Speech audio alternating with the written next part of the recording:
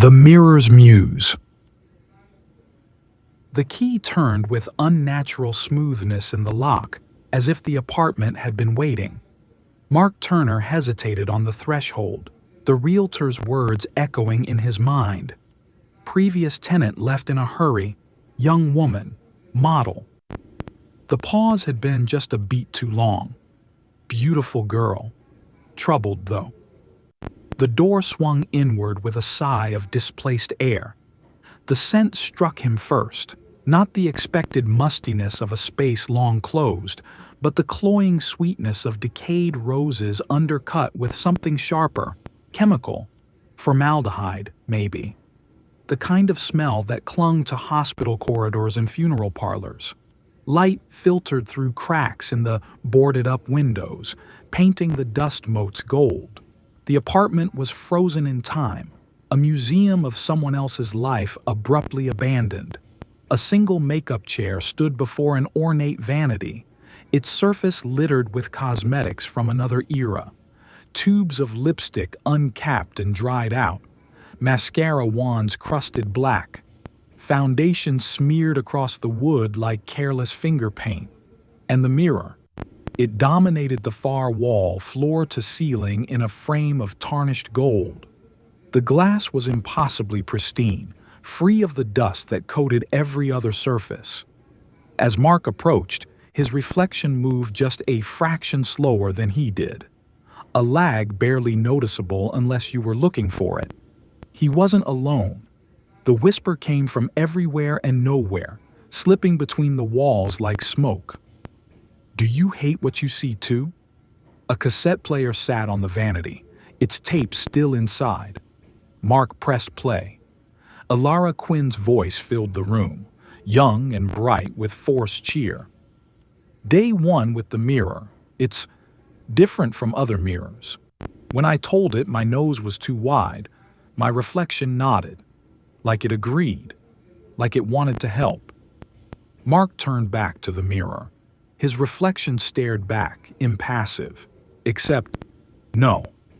The corners of its mouth were turning upward in a smile Mark wasn't making. Somewhere in the apartment, glass shattered. Beneath the floorboards, Mark found the records of a life unraveling. A modeling contract with Chanel, Clause 12 highlighted in angry red. Model shall maintain facial proportions per attached diagrams. Polaroids of a stunning young woman, Ilara Quinn, her features subtly altering from photo to photo. Cheekbones sharper, lips fuller, nose narrower. The changes were small but cumulative, until the woman in the later photos bore only a passing resemblance to the girl in the first. The diary told the true story.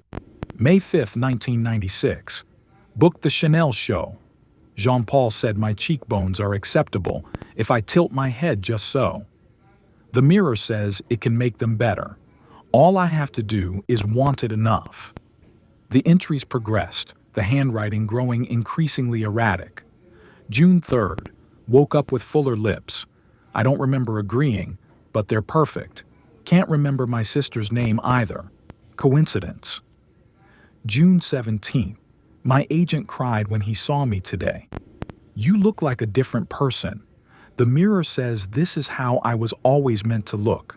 Why do I feel so empty?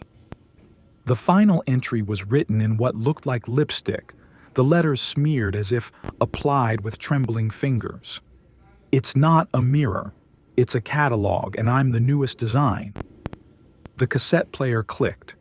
Ilara's voice, now ragged at the edges, whispered, "It edits people. Cuts away the flaws. You'll let it? You're already looking at your jawline differently, aren't you?" The superintendent was a grizzled Vietnam vet who smelled of cigarettes and regret. He remembered Ilara.